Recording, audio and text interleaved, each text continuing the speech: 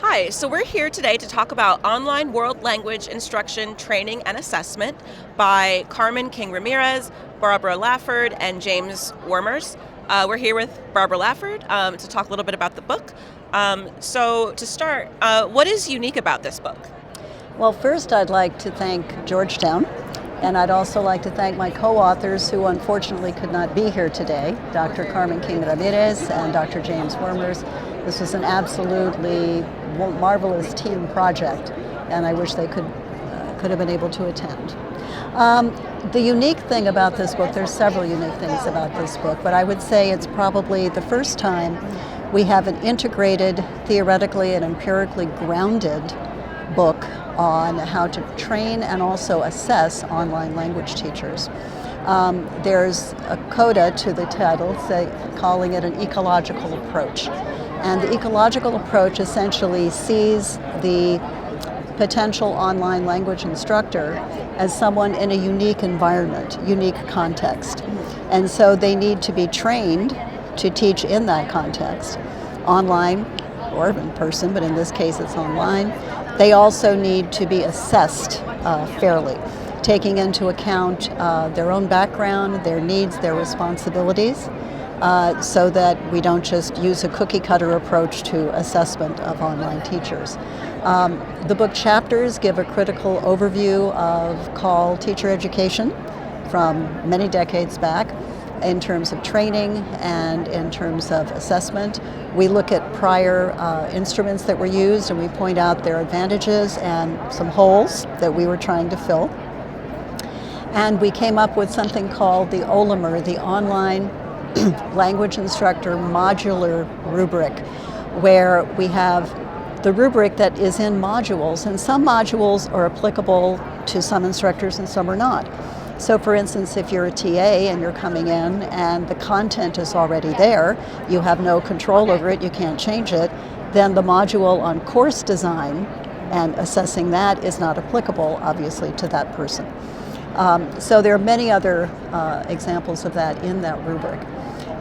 So we go through the training and the assessment, we put forth that rubric, but we also have 50 pages of different types of rubrics in which the first appendix basically gives an outline and a checklist. So if you're doing a training, you can say, do I need this in my training at this institution? Maybe yes, maybe at the other institution it's not applicable.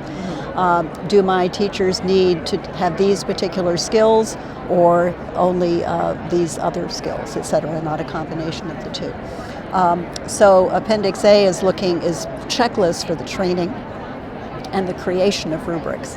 And then the other appendices look at not only the instructor, I talked about the OLIMER rubric before, it also gives self-assessment tools so that the teacher can use the OLIMER rubric to self-assess and then compare it with what their supervisor says. And also we have formative assessments all the way through as well as summative. And the formative assessments they use for critical reflection. And at the end, there's a very close mentoring process that actually Carmen pioneered at the U of A. And so we have real-life case studies, and some of that data is actually in the book as well. And then the appendix also contains rubrics, because I've served at the instructor level, the chair level, the deanship level, that kind of thing. So I know that different levels have different things that they're looking at to assess instructors. And so I have different things in there to assess instructors, but also to assess the training, the people that took the training, as well as the people that gave it, how it can be improved in the future. The rubric itself, is it fair? Does it need to be changed? Does something need to be added or subtracted, et cetera? Modified in some way, to keep up with teaching trends and also to focus on the community. So those are the things that make it unique. The ecological approach also focuses on teachers and the institution in the social context of the community and what can be done with them. Thank you. Can you talk about the process of developing this book? Absolutely. Many of you may have, if you've been to Starbucks, you've seen ASU Online is something that the two institutions got together, and certain employees of Starbucks are allowed to get free education within the ASU Online format. We were there for the languages, were asked to put our courses online, which had not happened before. So Dr. Carmen King helped with that. James Wermers, who was an online teaching expert, also worked with us on that.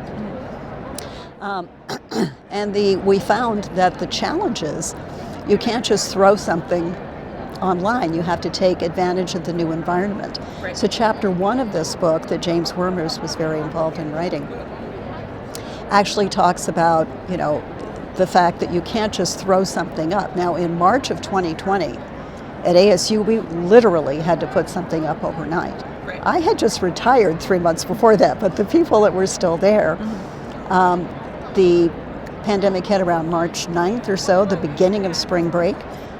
All of them got to say, by the end of spring break, you have to put all of your courses online. Wow. Every course in the university had to go online. Wow, in a that's week, huge. 10 days.